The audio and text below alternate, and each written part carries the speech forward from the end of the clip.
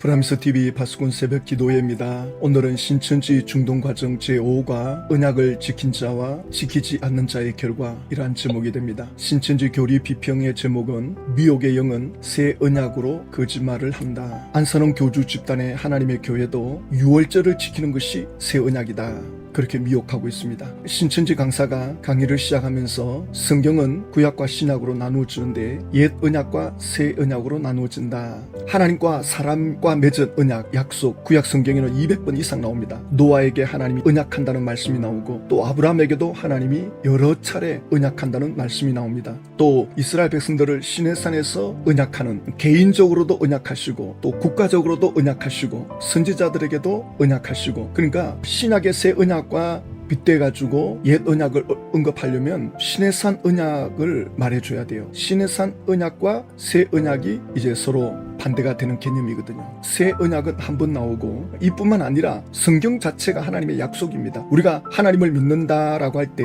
하나님의 약속을 믿는 것입니다. 사람의 약속은 불완전하지만 하나님의 약속은 돌에 새긴 것처럼 확실합니다. 신천지 강사는 새 언약이 뭐냐라고 할 때 바로 결론을 말합니다. 오늘날 신앙인들이 지켜야 할 언약은 새 언약 계시록이다. 계시록을 지켜야 된다. 그래야 구원이고 영생이다. 전혀 성경적으로 근거가 없습니다. 구약의 옛 언약은 율법이죠. 율법은 지켜야 됩니다. 또 못 지키면 양을 잡아서 죄 사함을 받는 죄사의식 전부 지키는 겁니다. 그러나 예수님이 오셔가지고는 내가 너희들을 위해서 새 언약을 맺는다. 떡과 포도주를 나눠주면서 내 몸이고 너희들을 위하여 흘리는 내 피다. 이것이 새 언약이다. 예수님의 새 언약은 우리가 지킬 게 없습니다. 믿음으로 받아들이면 됩니다.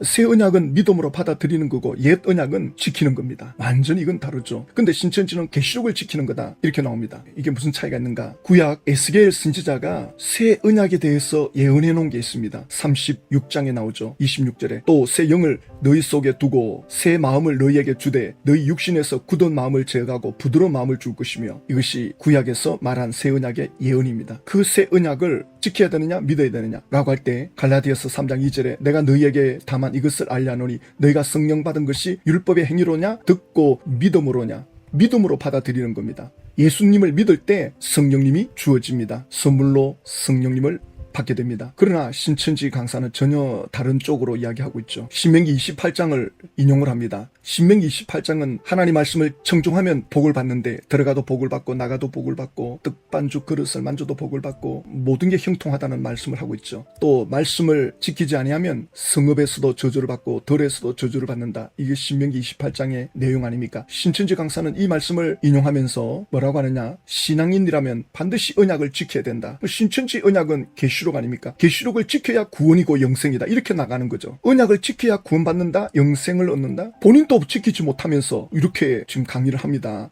그럼 계시록을 지켜야 구원이고 영생인데 계시록에 나오는 하나님의 명령을 다 지킬 수 있습니까? 요한계시록 21장에 8절에 두려워하는 자들과 믿지 아니하는 자들, 흉악한 자들, 살인하는 자들, 음행하는 자들, 점술가, 우상숭배, 거짓말하는 모든 자들은 불과 유황으로 던져진다는데, 과연 신천지는 이런 계시록의 말씀에서 자유로울 수가 있습니까? 말씀에 흠이 없습니까? 계시록 말씀을 다 지킬 수 있습니까? 10개 중에 9개를 지키고 하나를 어기면 범법자가 된다고 했는데, 과연 신천지 강사 집화장 총회장은 계시록 말씀을 100% 지킬 수 있습니까? 우리 개신교는 못 지키기 때문에 예수님 안에 들어가는 거죠. 예수님을 의지하는 거죠. 예수님의 그 피 흘리심을, 대속제물 되심을 믿음으로 받아들이는 것 아닙니까? 그리고 성령을 쫓아 행하면서 또 넘어질 때 회개하고, 우린 그걸 인정하지 않습니까? 근데 신천지는 계시록을 지킬 수 있는 것처럼 달달 외워가지고 점수가 나오면 합격이 되는 것처럼, 인을 치는 것처럼 계시록을 달달 외웠다고 해서 다 지킨다는 보장이 있습니까? 이게 전혀 말이 맞지가 않다고요. 이게 억지 주장을 하고 있기 때문에 자세히 들여다보면 이게 전부 말이 안 되는 거예요. 모든 이단들의 가르침은 다 그렇죠.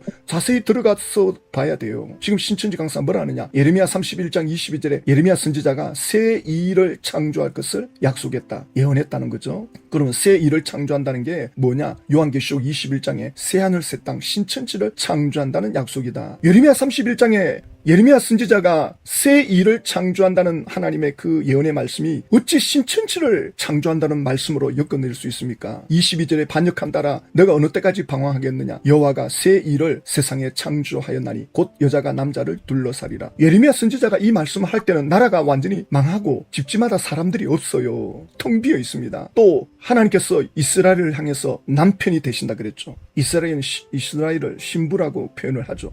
이스라엘 백성들에게 하는 말씀이죠. 어느 때까지 방황하겠느냐. 그러나 하나님은 새 일을 창조한다. 포로로 잡혀간 이스라엘 백성들이 고국으로 귀환할 거다. 그 말씀을 지금 하고 있는 거예요. 근데 이걸 신천지로 엮어놓고 있는데, 그러면 신천지가 지금 계시록 18장까지 이루어졌다 그러는데, 신천지가 계시록 21장이 나오잖아요. 새하늘 새 땅. 아직 신천지는 아무것도 이룬 게 없어요. 전부 이루어질 거다, 이루어질 거다. 하나도 이룬 게 없습니다. 이루어질 거다라고 하는 그 명분으로 사람들을 전부 속여가지고 끌어들이는 거죠. 하나도 이루어진 게 없단 말입니다. 1장부터 17장까지 이루어진 건 이미 뭐 들어가서 보면 아시겠지만 전부 다 조작되어 있고, 18장, 19장, 20장 또 이루어져야 되고, 또 신천지도 21장에 이루어져야 되고, 이루어져야 될 걸 이미 갖다 쓰고 있는 거죠. 마치 이루어진 것처럼, 신천지 들어오면 천국 백성이나 된 것처럼, 이미 다 이루어진 것처럼 그렇게 가르쳐요. 하나도 이루어진 게 없습니다. 결국 아무것도 이루지 못하고 세상 떠날 것 아닙니까? 신천지 강사는 새 일을 창조한 두 가지 약속이 있다는 겁니다. 예레미야 선지자가 신천지를 창조한다는 그 말씀의 약속, 그게 뭐냐? 두 가지 씨를 뿌린다는 약속이다. 예레미야 31장 27절에 여호와의 말씀이니라. 보라, 내가 사람의 씨와 짐승의 씨를 이스라엘 집과 유다 집에 뿌릴 날이 이르리라. 지금 이스라엘 나라에 사람들이 없어요. 가축이 없습니다. 완전히 나라가 텅텅 비어 있습니다. 전부 포로로 잡혀가고 남아있는 사람이라고는 노약자들밖에 없습니다. 근데 하나님께서 다시 회복시키겠다는 거죠. 그런데 신천지 강사는 이걸 마태복음 13장으로 연결시키잖아요. 마태복음 13장에 이게 성취가 되었다. 같은 세상인데 천국의 아들들 뿌려지고 또 가라지 아들들 또 뿌려진다. 근데 가라지를 뿌린 원수는 마귀요 이랬잖아요. 가라지를 누가 뿌립니까? 마귀가 뿌린다 그러잖아요. 이게 말이 안 맞죠. 예수님이 그러면 하나님하고 원수 관계가 되는 거예요. 예수님이 지금 하나님 아버지를 마귀 취급하는 거예요. 하나님이 사람의 씨, 짐승의 씨를 뿌린다고 했잖아요. 이게 맞지가 않다고요. 이런 걸 신천지 관계자들에게 말하면 아무 대답을 못해요. 자, 또 뭐라고 하느냐면 이렇게 말해요. 마태복음 13장에 두 가지 씨 뿌림과 추수 약속. 추수된 자는 새 언약을 지키는 자로서 천국에 들어가고, 추수되지 않는 자는 새 언약을 지키지 않는 자로 지옥에 들어간다. 그런데 그 추수꾼들이 과연 그러면 그 말씀을 하고 있나? 마태복음 13장 49절에 세상 끝에도 이러하리라. 천사들이 와서 의인 중에서 악인을 갈라내어 풀무불에 던져 넣으리니 거기서 울며 이를 갈리라. 추수꾼들이 제일 먼저 하는 게 뭡니까? 의인들 중에서 악인을 갈라낸다. 그 악인들을 풀무불에 던진다. 그러면 추수꾼들이 먼저 해야 될 일이 이거거든요. 그러니까 여기에 대한 실상을 보여주는 게 있느냐? 이런 것들은 하지 않고 알곡만 곳간에 넣는다. 신천지로 데려간다. 그들은 천국이다. 그거 하기 전에 먼저 하는 일이 악인들을 갈라내가지고 풀무불에 던지는데, 이거는 전혀 보여주지 않습니다. 이런 것들은 전혀 말씀을 안 해요. 그리고 또 40절에 그런즉 가라지를 거두어 불 사르는 것까지 세상 끝에도 그러하리라. 인자가 그 천사들을 보내리니 그들이 그 나라에서 모든 넘어지게 하는 것과 또 불법을 행하는 자들을 거두어내어 풀무불에 던져 넣으리니 거기서 울며 이렇게 갈게 되리라. 그러니까 추수꾼들이 먼저 하는 일이 가라지를 구별해내는 거예요. 의인들 중에서 악인을 구별해가지고 풀무불에 던지는 거. 이게 추수꾼들이 먼저 하는 겁니다. 이거는 전혀 하지 않고 신천지로 데려가는 그것만 하고 있습니다. 그러니까 얼마나 자기들이 유리하게끔 성경을 가르치느냐고요. 앞뒤 맞지 않게 억지로 자기들 뜻에 끼워 맞추는, 전혀 맞지가 않습니다. 그러면서 신약 때 예수님이 새 언약 하셨는데 새 언약의 내용이 뭐냐? 누가복음 22장에 예수님이 떡과 포도주를 제자들에게 나눠주면서 하나님의 나라가 이루어질 때까지 내가 이거 먹지 않겠다. 유월절 양식을 먹지 않겠다. 16절에 나오죠. 내가 너희에게 이르노니 이 유월절이 하나님 나라에서 이루기까지 다시 먹지 아니하리라. 하나님의 나라가 이루어지면 이 잔치 음식을 먹겠다는 거죠. 유월절 음식은 나라의 경축일입니다. 나라의 잔치입니다. 그래서 온 나라가 양고기를 잡고 또 포도주를 나누고 구약의 출애굽 때 그 유월절 한 날을 기념하는 거 아닙니까? 근데 신천지 강사는 신천지가 지금 하나님의 나라가 이루어졌기 때문에 이 유월절 양식을 먹고 있다는 겁니다. 예수님의 살과 피를 먹고 있다는 겁니다. 그게 바로 계시록의 말씀이다. 계시록의 말씀을 먹는 것이 예수님의 살과 피를 먹는 거다. 예수님이 지금 신천지에 영으로 재림해 왔기 때문에 하나님의 나라가 이루어졌다는 겁니다. 그러나 저희들은 아직 예수님은 재림하지 않았고, 예수님이 재림하는 그 내용 중에 계시록 19장에 혼인잔치가 있습니다. 우리는 아직 이루어지지 않았다는데 신천지는 이루어졌다는 거예요. 뭐 이루어졌다 그랬지만 달라진 게 뭐가 있습니까?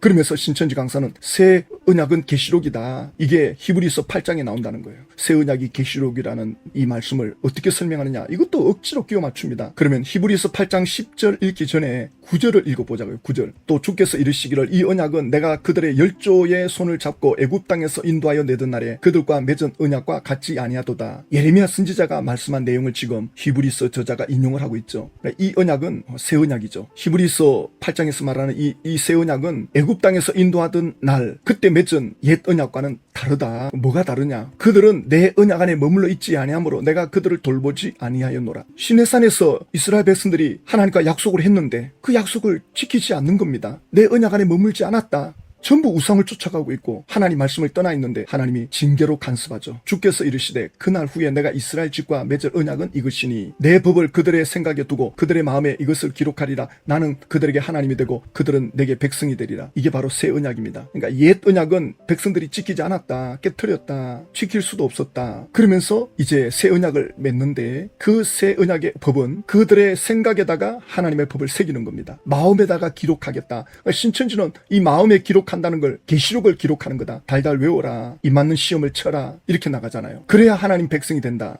그래야 하나님 백성이 된다는 이 말씀이 에스겔 선지자가 했던 말씀하고 똑같아요. 27절에 또 내 영을 너희 속에 두어 너희로 내 율례를 행하게 하리니 너희가 내 규례를 지켜 행할지라. 하나님의 영을 그 사람 속에 두어가지고 하나님 말씀을 지켜가도록 하겠다. 부드러운 마음을 주겠다는 거죠. 그래야 너희들이 내 백성이 되고 나는 너희 하나님이 되리라. 에스겔 선지자가 사람들 속에 하나님의 영을 두겠다. 그런데 신천지 강사는 마음에 기록하리라는 이 말씀을 계시록을 기록하는 걸로, 에스겔 선지자는 마음에 기록한다는 것은 하나님의 영을 두겠다. 이게 좀 더 확대 해석하면 로마서 8장에 가면 새 언약을 이렇게 설명합니다. 그러므로 이제 그리스도 예수 안에 있는 자에게는 결코 정죄함이 없나니 예수 안에 들어오면 정죄함이 없다. 죄 사함을 받는 거예요. 예수 안에 들어오면. 그러면서 하는 말씀이 이는 그리스도 예수 안에 있는 생명의 성령의 법이 죄와 사망의 법에서 너를 해방하였습니다. 생명의 성령의 법, 이게 새 언약입니다. 새 언약은 예수님을 믿는 건데 예수님을 믿고 죄 사함 받으면 성령님이 그 사람 속에 들어와서 그 사람의 영을 살리십니다. 왜 그 사람의 영이 죽어 있느냐? 그 사람의 영이 왜 하나님과의 관계가 끊어져 있느냐? 죄 때문이거든요. 그 죄값은 죽음인데 예수님이 대신 죽으심을 믿고 받아들일 때 죄 사함이 이루어지고 성령을 받게 됩니다. 기적 같은 일 아닙니까? 상상이 안 되는 일이죠. 그래서 복음이라 그러는 겁니다. 기쁜 소식이라고 하는 겁니다. 그러니까 영이 살았기 때문에 더 이상 죄와 사망의 법에 저촉을 안 받는 거예요. 죄와 사망의 법에 눌려서 이 영이 죽은 거나 마찬가지인데 예수님이 대신 죄값을 치러 주신 것을 믿고 받아들임으로 성령님이 그 사람 속에서 살아나게 만듭니다. 자, 그러면서 율법이 육신으로 말미암아 연약하여 할 수 없는 그것을 하나님은 하시나니 그렇습니다. 인간의 육신은 율법을 지킬 수가 없어요. 사람이 의로워지려면 율법을 지켜야 되는데 인간은 율법을 못 지켜요. 그러나 하나님은 하신다는 거예요. 어떻게 하시느냐? 곧 죄로 말미암아 자기 아들을 죄 있는 육신의 모양으로 보내어 육신의 죄를 정하사 예수님에게 죄를 덮어 씌우는 거예요. 죄는 인간이 지었는데 책임은 예수님이 지는 겁니다. 자식이 죄를 지었는데 부모가 책임지는 경우가 있죠. 왜 그럽니까? 사랑 때문에. 사랑 안 하면 왜 책임을 대신 집니까? 왜 대신 희생합니까? 사랑 때문에 그래요. 왜 예수님이 대신 희생 제물이 됩니까? 사랑 때문에. 예수님이 죄를 덮어 쓰는 겁니다. 그래서 육신을 따르지 않고 그 영을 따라 행하는 우리에게 율법의 요구가 이루어지게 하려 하십니다. 이제는 예수 믿고 죄사함 받고 성령님이 들어왔기 때문에 그 성령님을 따라갑니다. 율법이 요구하는 것 우리는 다 이룰 수 있습니다. 뭐냐? 율법이 너 죄인이다. 너 죄값을 치러야 된다. 이렇게 율법이 요구해 온다고요. 그러면 그래서 예수님이 내 죄를 대신해서 주고 주셨다고 하지 않느냐? 나는 그 예수님 안에 들어와 있다. 예수님이 대신 내 죄값을 치른 걸 난 믿고 들어와 있다. 이게 율법의 요구를 이루어 주는 거예요. 율법이 끊임없이 우리에게 죄를 지적하죠. 너 이것도 못 지키고 이것도 못하고 이렇게도 못 사는데 그럴 때마다 그래서 내가 예수님 안에 들어온 거 아니냐. 그런데 이제 5절에 가면 육신을 따르는 자는 육신의 일을, 영을 따르는 자는 영의 일을 생각한다. 예수 믿어서 성령님이 우리 안에 들어왔지만 누구 생각을 따라가느냐? 죄 사함 받고 구원받았지만 누구 생각을 따라가느냐? 그러면서 육신의 생각은 사망이요 영의 생각은 생명과 평안이니라. 영의 생각은 예수 그리스도께 초점을 맞추는 거죠. 나는 죄인이고 예수 그리스도를 통해서 내가 의롭게 되어진다. 그러나 육신의 생각은 자기 힘으로 해보겠다는 거죠. 자기 의로 이루어보겠다는 겁니다. 신천지가 계시록을 지켜가지고 구원받는다. 만약에 계시록을 지켜서 구원받는다라고 할 때, 계시록을 지켜가지고 인을 친다라고 할 때 굉장히 교만해지죠. 자기 의가 드러나는 거죠. 그러나 영을 쫓아가는 것은 인간이 드러낼 게 없습니다. 나는 죄인이고 예수님이 내 죄값을 치러 주셨다. 이것밖에 자랑할 게 없어요. 예수님밖에 자랑할 게 없어요. 그러나 자기 의로 인을 쳐가지고 영생 구원이 주어졌다? 교만하기 딱 좋은 거죠. 자, 이거를 그림으로 좀 봅시다. 구약시대 시내산 언약이 어떻게 이루어졌습니까? 이스라엘 백성들이 이집트에서 탈출해 나올 때 마지막 10번째 재앙이 문설주에 피를 바르는 겁니다. 그래야 재앙이 넘어갑니다. 피를 바르지 않으면 장자가 다 죽어요. 짐승의 첫 새끼도 다 죽어요. 그래가지고 문설주에 피를 바른 집은 저주가 넘어가는데 거기서 탈출해 나와서 시내산에 도착해가지고 언약식을 치룹니다. 하나님의 율법의 말씀을 받아들입니다. 요때까지가 50일 걸립니다. 출애굽해가지고 시내산에 도착했을 때가 50일째입니다. 50일째 언약식을 치룹니다. 그래가지고 모세는 그 십계명의 말씀을 돌에 새겨 오기 위해서 시내산으로 들어갑니다. 시내산에 들어갔을 때 아무리 기다려도 내려오지 않으니까 백성들이 아론을 시켜가지고 우상 숭배합니다. 송아지를 만들어 놓고 바로 이 송아지가 우리를 애굽에서 이끌어온 신이다. 모세가 내려와가지고는 10계명을 집어 던져버리죠. 그리고 여기에 가담한 사람 3,000명이 죽습니다. 이게 시내산 언약입니다. 율법을 돌에 새기기도 전에 백성들은 우상 섬기고 있는 거예요. 조금 전만 하더라도 지키게 대놓고는 돌아왔으니까 못 지키고 있는 거예요. 이게 인간의 연약함이죠. 인간의 죄악이죠. 그러면 새 언약은 어떻습니까? 예수님이 십자가에 죽으심으로 죄값을 다 치러요. 죄 문제를 다 덮어쓰고 예수님이 대신 제물이 됩니다. 그리고 50일이 지났을 때 오순절 다락방, 오순절이라 그러죠. 50일째. 제자들과 120문도가 모여가지고 기도할 때 성령이 내려옵니다. 성령이 사람들 속에 들어옵니다. 이것이 바로 새 언약입니다. 그리고 베드로가 나가서 첫날 외쳤을 때 3,000명이 예수님 믿겠다고 돌아옵니다. 이 새 언약의 그림과 옛 언약의 그림이 상관관계가 있지 않습니까? 그러니까 구약의 언약은 임시 방편으로 주는 언약입니다. 100% 지키라고 준 게 아니에요. 죄를 깨닫게 주는 겁니다. 구약의 율법은 안 지키면 저주받으니까 지켜야 되는데 임시 방편으로 지키면서 못 지킬 때는 양의 피를 뿌리고 그렇게 해서 예수님을 기다리는 겁니다. 예수님을 바라보는 겁니다. 구약의 옛 언약이 그건데 지킬 수 있는 것처럼 신천지가 가르친다고요. 신천지가 계시록을 지킬 수 있는 것처럼 예수 믿는 시대는 끝났다. 계시록을 지키는 시대가 왔다. 새 언약을 지키는 시대. 신천지로 와서 계시록을 지키면 입맞고 영생 구원에 들어간다. 이거 완전 거짓말입니다. 그러니까 신천지는 성령의 역사 또 예수 믿어서 죄사함 받는 역사가 없기 때문에 제가 이 말씀을 근거로 해서 볼 때 신천지에 들어간 사람은 영적인 기쁨이 없어요. 기쁨이 있다 하더라도 인간적인 기쁨, 신천지에서 새롭게 진리를 가르쳐 준다는 그 인간적인 기쁨, 야 이런 말씀도 있구나. 이렇게 하기만 하면 구원받는 거구나. 이 새 언약을 깨닫고 지키고 가면 구원받구나 하고 기뻐할 수는 있어요. 신천지에 들어가서 처음에 이렇게 하면 구원받구나. 눈에 보이니까 실상 또 여기 와 계시는구나. 이 시대에 계시받은 목자가 있구나. 처음에는 기쁘죠. 너무너무 기쁘죠. 야 이거 뭐 이런 일이 있나. 그런데 거기는 예수 이름으로 죄사함도 없고 성령의 역사가 없기 때문에 그들의 심령이 캄캄해집니다. 제가 볼 때 신천지 오래 다닐수록 그들의 심령은 굉장히 황폐해질 거다. 어제 아침에도 어떤 남자분이 신천지 부인과 이혼했다 그러더라고. 이혼하고 전화를 했어요. 이혼하기 전에 전화를 해야지. 그래가지고 장모님조차도 자기 딸을 보고 딸의 눈빛이 달라지지 않았느냐. 눈빛을 보라는 거예요. 자기는 맨날 지금 보고 산다는 겁니다. 이혼했지만 2주 후에 헤어진다는데 내가 그랬어요. 당신의 눈빛부터 고쳐라. 응? 당신 유튜브 그렇게 많이 봤다면서. 프라미스 유튜브 많이 봤다 그러더라고요. 내가 말하는 게 뭔데 당신의 눈빛을 고쳐라. 그 사람은 중환자다. 그 사람은 중환자실에 들어가 있는 환자인데 그 사람에게 뭘 기대를 거느냐. 그들의 심령은 캄캄하다. 그들의 눈빛이 그럴 수밖에 없다. 불안과 긴장, 두려움에 가득 차 있는 그들인데 그들에게서 뭘 기대를 거느냐. 그렇게 쳐다보는 당신 눈빛부터 고쳐라. 아직 2주 남았으니까 해보라고. 교회는 안 다녔지만 예수 믿을 마음이 있다고 하니까 해보라고. 베드로 지파에 있는 분이시더라고요. 그러니까 신천지가 지금 예수님을 부정하고 성령님을 부정하기 때문에 그들의 심령은 캄캄하다고요. 신천지 오래 다닐수록 심령은 캄캄해집니다.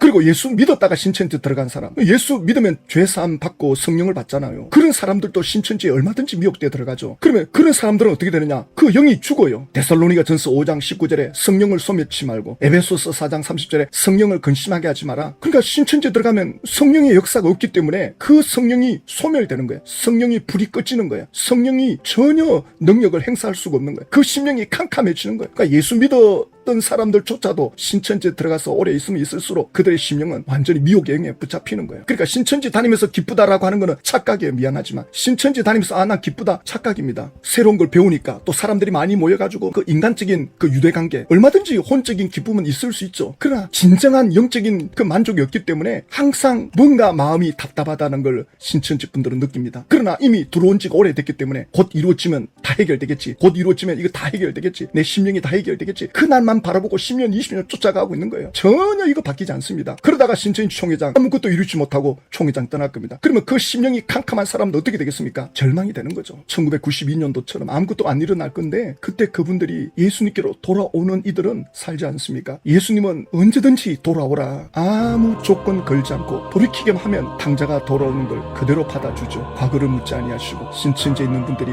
그렇게 돼야 됩니다. 신천지가 무너질 때 정말 그 마음은 미칠 지경이 될 것입니다. 그러나 예수님께로 돌아와야 다시 안정을 되찾습니다. 다른 이단 미혹에 따라가면 안 됩니다. 신천지 집화장 강사들 가르치는 또 다른 미혹을 따라가시면 안 됩니다. 그때 따라가시면 진짜 그때는 길이 없습니다. 하나님 아버지, 신천지의 새언약 계시록은 미혹의 영의 역사입니다. 전부 지옥으로 끌고 가는 귀신의 가르침입니다. 신천지가 와야 될 때 더 이상 미혹당하지 않도록 하나님의 은혜를 구합니다. 기도의 파수꾼들이 일어나고 전도자의 파수꾼들이 일어나서 이 일을 막을 수 있게 하여 주십시오.